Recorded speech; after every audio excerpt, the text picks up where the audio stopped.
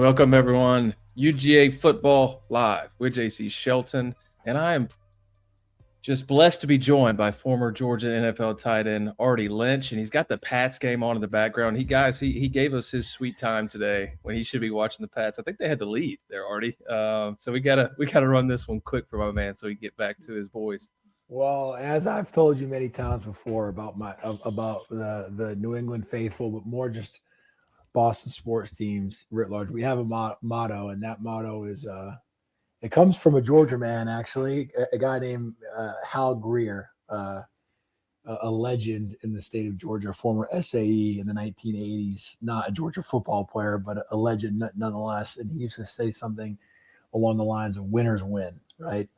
And in the case of Boston sports teams, winners win. So yeah, we're up right now. We got a quarterback back in Drake May. Things are good. Things are good. I'm back on my say dorm room, but I call it the shoebox in Ithaca, New York, on the campus of just on the edge of campus of Cornell University. Get ready for my last semester of business school, but I make sure that my YouTube TV subscription does not update my location, so I still get my my Patriots games. So Very smart, very smart. It is a shoebox. Is your toilet like 5 inches from that TV? We just can't see it in there. it's technically to my right, as you know. I've got it. Well, in when we talk about when we're offline, when we're not recording, I typically got a bladder that's very small. TMI for everyone here, and so I'll be holding my my bladder for the show, and then while it's up, I was like, "Yo, give me a sec, I gotta run." And I just sprint that way. Big man, small bladder. Dude, it's a 1-bedroom, 1-bathroom. I mean, I got my Georgia football cap, the only Georgia football award, anything. I don't no jerseys on the wall or anything like that. The only thing I take with me everywhere I go and hang up is my 2013 Georgia football captain plaque. And I love that. Because the captain, you get voted by your peers and coaches. And I put my diploma on the wall, but the diploma is not a football thing, despite what many people do think that you do go to class in the SEC. My Bachelor of Arts in History, the minor in Political Science, is hanging up here. I have a certificate for good old Gridiron Secret Society for my fellow members out there. But it's really the captain, the plaque that I keep. And similarly, it was interesting. It's funny side story. It's not Georgia related, but it's college football related. It's Kirk Street. He's got a great book. I think it's called like Along the Huddle or something, but it's basically his memoir. And his dad played, I believe, for Ohio State like years ago, obviously, and coached for Ohio State. And the only thing he had ever hung up on the wall, not an award or any of that, but it was his captain's like plaque. And I've always felt that the greatest honor you can have as a football player is to be a captain, right? More than any independent accolade, because it's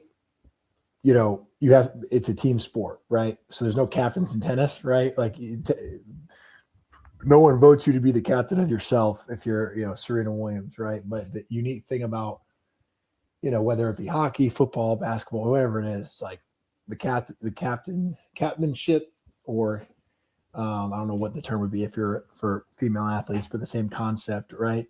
To be named was always super special, I thought, and that's why I think it's I keep it with me wherever I go.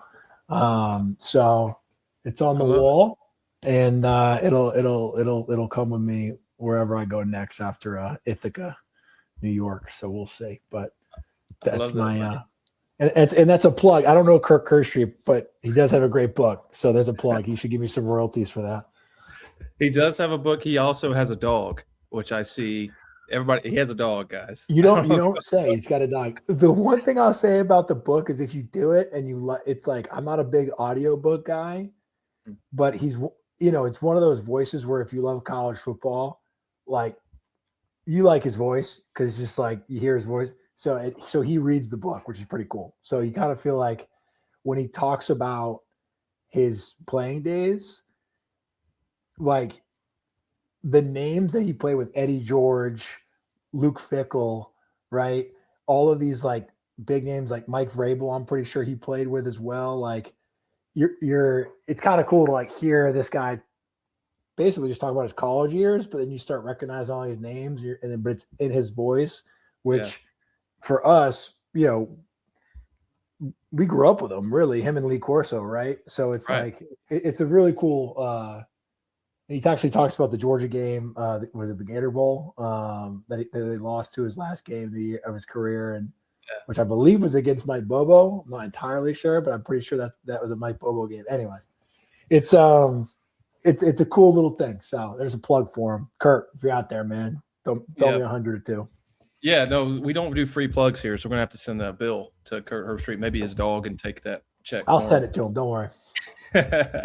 But thanks for joining us, guys. So we'll just quick rundown here. We'll do some transfer portal stuff here as it has closed the window, and then we'll get into the national title game, which is tomorrow, recorded on Sunday. We'll get this up before the kickoff at 7:30. But so transfer portal closed already. What that means is if you do not sign with, or at least enter, right, and sign during that period, then you're not eligible to play spring ball. Can't get enrolled in classes there. So you can still do what you want, but you can't go do your thing until the fall, right? So it's still not over.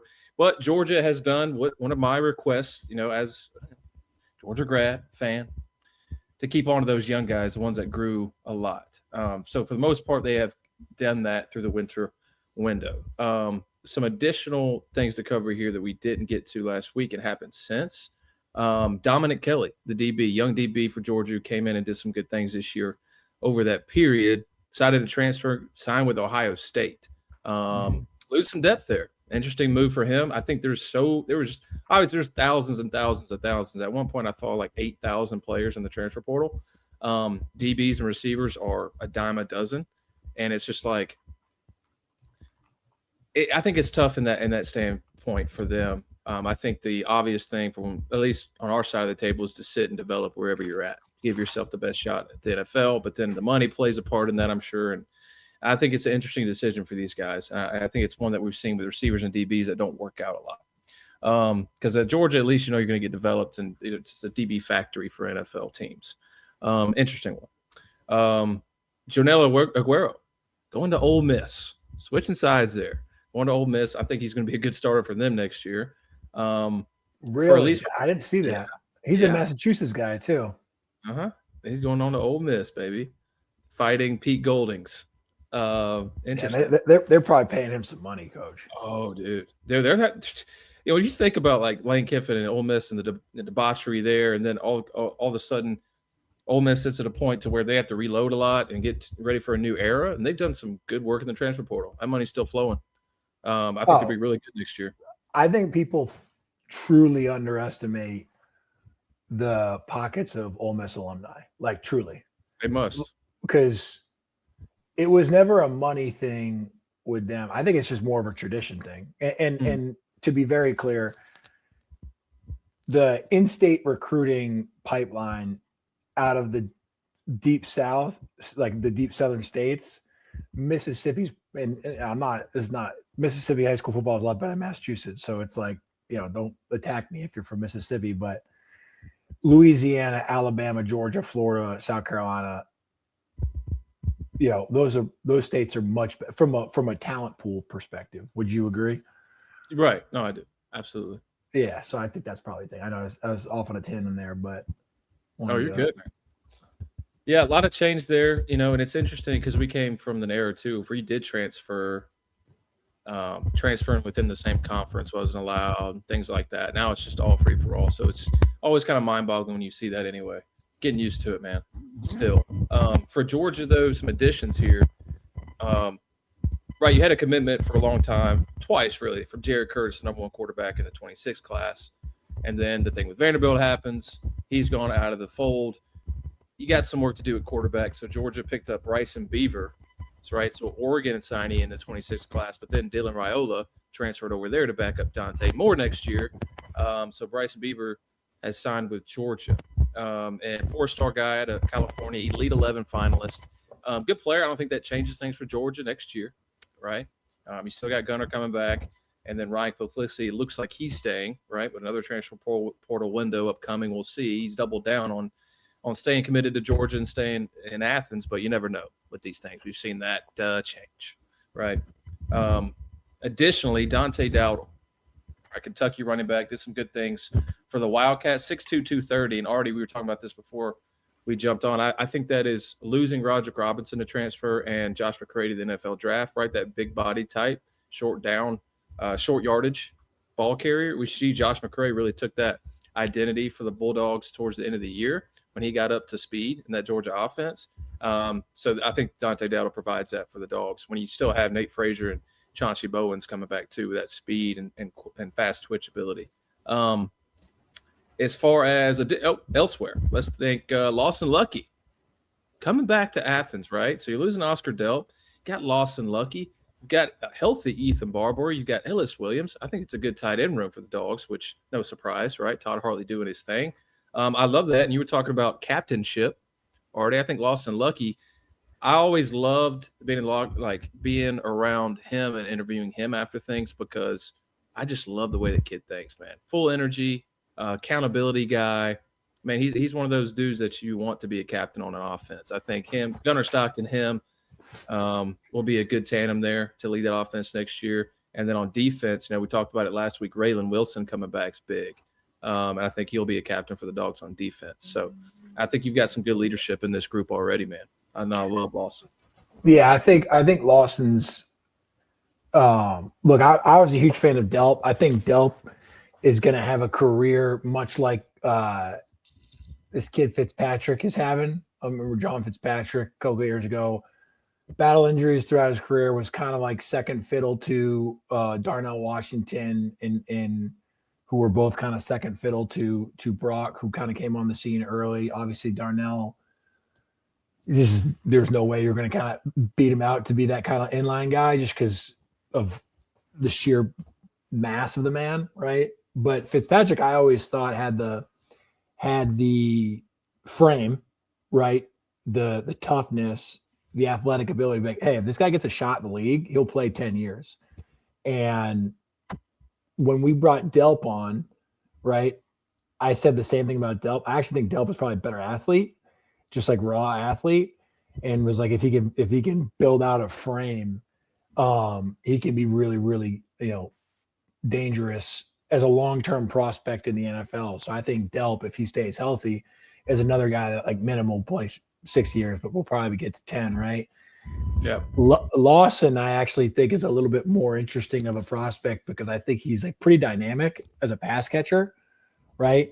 But he's a bigger body, it seems, than like a Brock Bowers. So I think he could be more of like that kind of like inline guy, blocks really well, but can really like stretch the field, get vertical, could be in the slot, can play H-back in a pinch if he needs to. Right. Depending on the season that he has, I just think he's pretty dynamic in the open space. Like, folks, I'm not saying he's Brock Bowers, okay? But as it pertains to his ability, like, I think he can have a really strong year. High character guy. Yep. Definitely agree with you on the captainship type aspects and qualities you look for in a player. But just as a sheer like talent, I think he will be featured as like a go-to guy moving forward. And I know people love to get on the offensive staff about not getting the ball to the tight ends, but I think he's gonna have a really big year and move up on the draft boards because of it. So I'm glad he's coming back. That's a big get for them. Right. Additionally, and then on the offensive line, so Monroe Freeling, that was up in there. Kind of expected him to declare, and he did. Right, so you're losing him. Some shuffling there on the offensive line. A lot of those guys are young. You get Drew Bobo back. I think there's some positives there moving into the year. I mean, they recruit really well there. All right, I think I want to talk about this for a second too.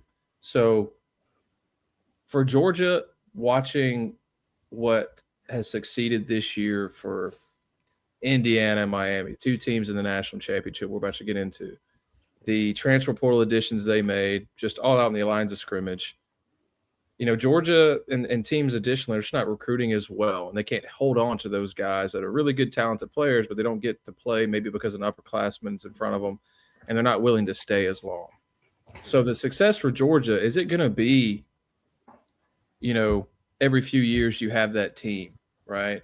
As opposed to 21, 22, 23, just probably the best team in college football, right? You get snubbed out of the playoff in 23. You had a chance there. I think objective football fans could say Georgia was probably the best team in the country that year. That's what I'm feeling, man. I just don't – I think Georgia's always going to win games with Kirby Smart at the helm and recruiting that they do, especially in high school. And they still keep some guys and develop them because of the track record they have in development and getting to the NFL. They still pay guys. But that's just what I'm feeling, man. And I don't really know how to put it in better connotative wording yet. Yeah. I'm still working that through. But what do you think? You see what I'm getting at? Yeah, no, I do. Look, I recently had a conversation with a coach in the SEC, and we were talking about this, and we spoke a little bit about last week about, or last episode, I should say, about where we stand in college football. We hypothesize where it might go, right? And all that's great, but let's live about the here and now. And I think what we're seeing, particularly with roster turnover and how coaches are recruiting, I think a lot of people are almost focusing not less, but they are shifting a lot of their resources from high school recruiting to the transfer portal, because for two reasons. A, they're I'm sure there's a bunch of data that they have that backed up, hey, we're going to just statistically lose 3 to 5 key guys and probably 10 to 15 roster people. So we need to backfill those up, right, with transfers. And if we're losing 3 to 5 key guys, we really want to fill that backfill with their replacements, but also try to pick up 1 or 2. And so what you see, what I see happening, and this is what I hypothesize, I'm not necessarily backed up by hard data, but it's saying that they might not be able to log in 8 5-stars like they did in those first couple of recruiting classes that they had. But Kirby's probably saying, why would I? Right? Why would I waste a majority of our resources, money, to bring in a 17 or 18-year-old kid who's demanding X, Y, and Z, who we don't know how they're going to develop, right? Let's go try to find more of an archetype of a player. Okay, yes, they need to be above this benchmark of talent for us to really consider them. But let's also look at different other intangibles. Who really wants to be at Georgia, right? We know, to your point, they're going to get paid. So it's not a money thing. Let's go find the people that really want to be here, want to get developed, want to get coached and coach hard. So I think that you're now evaluating different types of intangibles, right? Like quantifying different things or looking for different things that they're trying to quantify and evaluate on a daily basis as it pertains to evaluating an entire recruit, instead of just going okay, well, let's go after the top 50 kids in Georgia, and we want to make sure that if there's 10 5-stars, right, we're getting at least 60% of those 5-stars in the state of Georgia. Now they're probably looking at okay, let's go look at the kids who we know have an invested interest of wanting to be here, right? Through the relationships that we've built with their high school coaches, through the relationships we built with them and their families. We're going to pay them, right? We're not going to lowball them and say hey, take a Georgia discount. But we are looking for the kids at the high school level who we think, have a 75% chance or higher of being here in 2 years, right? Because why go try to get the number 1 high school recruiting class in the country if you lose, 40% of the class in a year from now? So I think what you're seeing is, and 247 has the composite rankings. I think they're less focused on rankings, right? And more focused on like, we need to figure out what our culture is, which fortunately for Georgia, they have. They know what their culture is. You saw it this year based off rosters. They were like the second highest, I think, percentage, maybe the highest of like players that did not come from the transfer portal. It was like 80% were kids that they recruited. Yeah, I saw that as well. 90%. 90%. And it was like number one by a lot. It was like them, Ohio State, and Alabama, which kind of makes sense if you think about it, right? Because it's like those are whatever. That's a whole different conversation. But like that's where I think you see this, right? Like I think Miami has defined themselves as we're effectively a professional sports team. We're not going to try to, I think they're going to focus on like key core development areas. Crystal Ball is like, I'm going to get the best offensive lineman I possibly can, best defensive lineman I can, and I'm going to develop them in the trenches. But everyone else, let's just go out and buy them, right? And that's totally fine, right? And I think last year and the year before that, last year, like, you could tell like the quarterback kind of quit on the tee or just like opted not to play. They had a good season, but not a great season. They had some, they lost some games they probably should have won. Whereas like this year, it seems that things are just clicking for them at the right time. Whereas Indiana, I think, is probably taking a different approach, more to the one I just described. Like, let's go find the types of people that fit our system, right? Let's go evaluate them different ways. I saw one thing where Signetti's like, yeah, like I will call up if he's a transfer portal kid and he's a fifth year, I will still go call his high school guidance counselor to figure out if he went to class, right? And I think you're going to start seeing a lot of different things because I think when this first NIL floodgate opened, everyone's like, just pay, money. And now people are like, okay, well, we've all been burned on this a couple times. Let's not see who writes the biggest checks. Let's see who has the smartest plan and has the smartest money, not the most money. And I think that's kind of what we're seeing now. Right. No, I'd completely agree. And I think that's a really good breakdown of what I was even better than what I could have said there. Cause that's what I was thinking, but I think you put it together really well. For Georgia too, like experience is key there. And that's what you're getting at, right? Experience over a 5-star. He might have the talent to be better than that experience, but he's going to be gone. So it's really not going to matter. Can you get experience in somebody to fit your system? And I think other teams are kind of missed out on a lot. You think of like USC with good recruiting, good transfer portal, but has lost half of them every cycle. Yeah, and they're paying. Yeah, they're paying. They've got the money, but it's about the opposing viewpoint, which is experience, which is really, and Indiana is really banking on that and doing well from it because a lot of those guys have been with Signetti for a long time, both in the coaching staff, but also the players, and that's really worked out for them this year. Miami. Let's talk about this game, Artie. So we'll get into this. I did some because you hear me mention last week, and I've been thinking this through too a little bit. It's like when I watch these teams this season, and especially in the postseason, I see Indiana as like the most efficient team I can remember in my life, and I'm sure there's another one to compare it to, and I'm not thinking of. But that's for Indiana. Miami, I see a really talented team that can take the doors off of anyone, but man, the mistakes are really bad. And Artie, just quick on that. Is my mic still getting static? No, you're good. It's better. Oh, good. Okay, perfect. But I see a team who has that talent to beat Indiana, but just shoots himself in the foot all the time. So, and what I found, Artie, and this is interesting, is, and I'll just scroll down here to my bottom here because this is the best part of it. So, penalties per game. Miami, 113th in the country at 7.2. Indiana, 4th in the country at 3.5 per game. Turnover margin, Indiana plus 1.5, which is crazy. It's almost two turnovers a game you're getting. And Miami's plus 0.5. So right there, all about even keel. And here's something interesting too. So Miami had 10 penalties and a turnover against Ole Miss.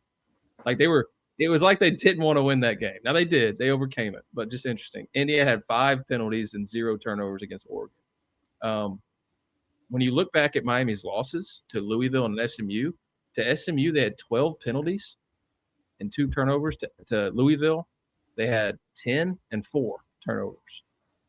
Right, and those are 2 games they lost. So that's what basically that research tells me that, yeah, Miami is that team that can do these things, but at the same time, man, they're getting a bye with kind of shooting themselves in the foot. And those losses, they were just not overcome it. They were not able to overcome it. And I think Indiana, that's why they're an 8.5-point favorite. Already. Anything to say on that? No, look, I think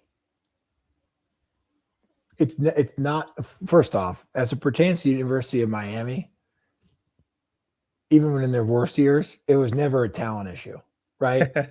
That school, I mean, it was fine. There's some things going on. There was a picture going around Twitter talking about how when Coach Rick went to Miami to be the head coach, he started started the youth camps again for local talent, and I guess the star kind of running back receiver guy is he's like 8 years old at the time. He's doing the U with Coach Rick in a picture. All that is to say this: Miami's always had the talent. It was about putting everything together, aligning the administration, the coach, and then obviously the NIL really opened up the floodgates because everyone likes to talk about the SEC paying players, but if I remember correctly, Miami got busted for doing this pretty bad, 20 years ago. So anyway, I think the good thing for Miami, yes, they made some mistakes along the way. But one thing that they've been able to do is overcome those mistakes as of late, and they've played their best football in the end. To your point, though, when it comes to Indiana and their mistake-free, disciplined football, that's where these two kind of opposing forces are now going to meet. Where right. I think if Miami does play, they do not need to play a perfect game because they have enough talent to overcome that. But if they just cut those penalties in half, right, go from 100 whatever yards per game penalty to 50, that's going to put themselves in a dramatically better position against a team like Indiana. Because I think if you're just looking at athlete for athlete, Miami's probably Mendoza's a better quarterback, but Miami's got some studs outside. They got some great running backs. They got a great offensive line. Right. So I agree with you. They're going to have to cut down on the mistakes, but I don't necessarily think – I think it could be a blowout, right? Indiana's been playing that well, but I don't necessarily think it's going to be like what we saw in the Oregon game where it just it got blown up early, right? Yeah. I'd be surprised. I'd be surprised we saw that. I think I can see it going to the Alabama game where it's it's not a blowout in the first half. Indiana does really well, and then if Miami doesn't adjust at halftime, Indiana as the machine will just roll. If that makes sense. Right. I think because I did kind of crap talk Miami there. I will say positive for Miami, and just think about that Ohio State game. Carson Beck threw for 5 yards per pass, kept it clean, no turnovers, quick hitters, and they ran the ball really well and won against a really talented defense, probably the best in the country. And then against Ole Miss, they opened it up because they had to, right? Because Trinidad Chambliss is awesome. So they've shown that they can adjust, right? Kind of like your Patriots with Bill Belichick and Tom Brady. They're going to run it for 300 yards one game, and throw it for 400 the next. It's all about who they're playing. So how did they decide to approach this? How does Shannon Dawson decide to approach this with Carson? Obviously, a large part of those turnover issues are on Carson. Georgia fans saw it, and he's had those moments this year. But I think at the same time, he's playing his best. Does he get the time to sit back there and pick them apart? Do I have to get it out early? If I had to guess, I would be one of those, 150-yard passing games maybe, if they can run the ball well. Because on the flip side of that, Mark Fletcher, Miami running back, he's averaged 6.8 yards per carry in the playoffs through 3 games. And that's against Ohio State, probably the best defense in the country, A&M, one of the best rush defenses in the country this year, and Ole Miss. We had some studs up front that really gave Georgia some problems. So, I mean, that's 6.8 yards carry is pretty crazy against some really good defenses. So, can they take advantage there? And can Carson, get it out early, short passes, screens, maybe take some shots here and there, but keep it clean, at least throw it to his guys and not in double coverage. That would give Miami the best chance, I think. When you think about efficiency rankings, just throw them out there. So, Indiana, and this makes sense, second in offensive efficiency, third in defense, and 5th in special teams. Miami's not too bad. Special teams at 46. 4th in defense and 14th in offense, and both are right around 3 sacks per game. So both defenses that way. You have to assume that these quarterbacks are going to get the ball out of their hands early. I think that's what Ole Miss and Trinidad and how they were able to have a lot of success against Miami. And he wasn't holding the ball long at all. Like, so those guys might have gotten another half a second left. Reuben Bain, all those guys on the Miami front could have gotten there, but they just weren't able to because they were getting it out so fast and finding some success. I don't know how many sacks are going to be racked up in this game. I don't know. I just think these quarterbacks are pretty good at getting the ball out on time. Run game too. How does that affect it? Indiana's rushed for 219 yards per game over the season. It might be a run the football type of game, which I really like. I don't know about you, Artie. No, I'm with you, man. I mean, like the Indiana team is just, you're so efficient. Yeah. It's not like they start super, super fast every single game. It's just like if they get stopped, they make adjustments. If they don't get stopped, they always have like long, methodical drives where it's like it's not like they're wearing you down. It's just they're just playing good football. So it's like it's by the end of the game, they've worn you down, but they're not like beating you up per se, like the moment the ball is snapped. They're just like super disciplined football, assignment football. They run the ball very hard. They have great ball security when they run in between the tackles. They make tough catches and make big time plays when they need to. But it's not like this like these Oregon offenses from years ago where it's just like, or like the West Virginia offenses they had with Geno Smith, where it's just like any minute they're just like 80 yards, 70 yards, throwing for 8 touchdowns and 700 all purpose. But it's like, no, they're going to rack up 47 points because they're going to execute on these long, complete drives, wear you down as the game goes along. But on defense, never like kind of get caught with their pants down. Right. And I think that's the most important thing that not everyone always talks about when it comes to Indiana, because people want to talk about Mendoza and Cignetti, but in reality, it's this defense that like just is equally as disciplined, keeps everything in front of them. And what I mean by that is like, they're not letting a ton of like deep pass plays happen on them. Right. They might let up chunks of yardage in the run game. They might let up, a 20-yard catch or whatever, but those safeties are not going to let anything get behind them. And you kind of saw that in the Alabama game, right? And eventually what they're going to do is get a good pass rush, and they're going to hit your quarterback. They're going to hit your quarterback clean. It's not going to be a late hit. It's not going to be anything dirty, but eventually they're going to try to rough up the person under center, which is really going to disrupt your offensive game plan overall. So yeah, I think that's kind of what we're expected to see, and which is why I think it's a great challenge for Carson Beck, because there is a lot. I know there's a lot of like narrative around him, but at the end of the day, if he wants to be what he was seen as leading up to last season, which is like a first round pick, right? How can he recapture that narrative? It's going out on the college football's biggest stage and playing, a game where he's tough, he's disciplined, he's not making mistakes, and he plays well. But they're going to need Carson Beck to play his best football to win this game. That's for sure. Yeah, absolutely. And crazy to think that this is the first time ever that a national championship is played at a participating team's home stadium. This is akin to Georgia playing the national championship in Sanford Stadium. It has been played in the same state before. So I'm pretty sure Miami has the only other team that has ever played in the same stadium, or maybe it's the same city, but Miami's done this before. They haven't. I looked it up. Are you positive? Because I'm pretty sure in like 1980 it wasn't. Well, according to ESPN, I read it. I did the Interesting. research. I did the research. Okay. Yeah. No, I'm so with you. They said same city, right? Same state, city, but not ever the same stadium where they play every game. Yeah. Okay. That's the thing. Now that's what the ESPN researchers did. So if it's wrong, please somebody let me know. I'm sure they will. We will get a comment about it. But I went with it because I took the word for it. Miami's first chance, though, at a national championship since 2003, lost to Ohio State. Indiana's first in program history. Big Ten looking for their third straight in the ACC's first shot since 2020. Clemson lost to LSU. Indiana plus 8.5. I mean, minus 8.5, rather. Sorry. Over under. So totals at 47.5. Artie.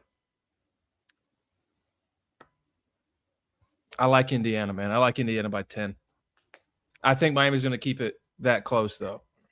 I think Indiana pulls away a little late there. Maybe it's one of those situations where they do in the third quarter, they have the adjustments made, jump out to 17-point lead, something like that. Miami starts screaming back, but then Indiana closes it out in the fourth. I like them by 10.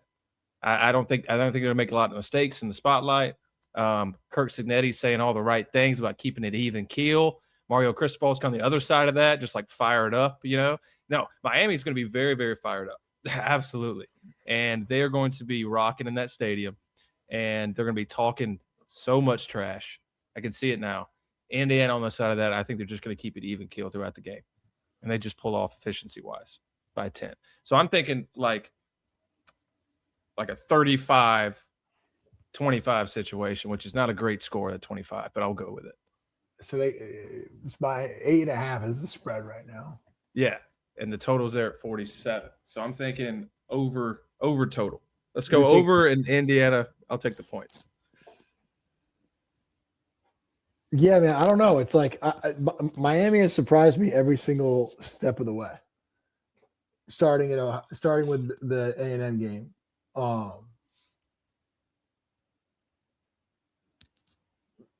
I'm going to take Indiana as well. I actually think Miami will cover though. Okay. I just can't. I mean, I don't know. Sorry, I think Cignetti's a better coach than Cristobal. I think that's been proven now, like this early in his tenure. But I do think Cristobal is a good coach. I think he's gonna have these boys ready to play. A lot's gonna come down to Beck though, for sure. Absolutely. And so Carson Beck in that situation, Georgia fans are also probably all Indiana fans. This week, I really, you know what? I'm kind of objective over it. In that point, I could be happy for Carson Beck if he wins. Indiana, it's hard not to like him because Mendoza in his interviews, man, what a weird dude. But man, he just seems so genuine. Who's that? Mendoza.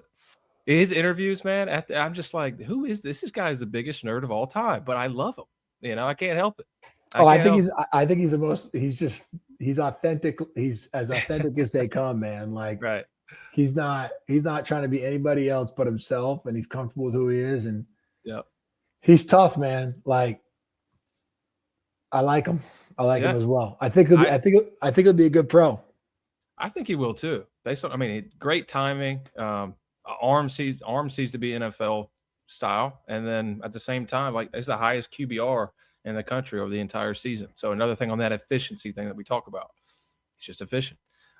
Which I think that's why Miami's going to kind of go down here on Monday night. But we'll see. We'll see, boys. Artie, we'll let you get back to your Patriots game, man. I won't hold you for much longer. So I appreciate your time as always, man. It was fun.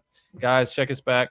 We'll be back for another show. We'll talk a little NIL, transfer portal chaos, and Artie's new college football playoff format. That is on the next show, UGA Football Live with JC Shelton and Arthur Lynch. Go Dogs, sir. Hey, man, go Dogs.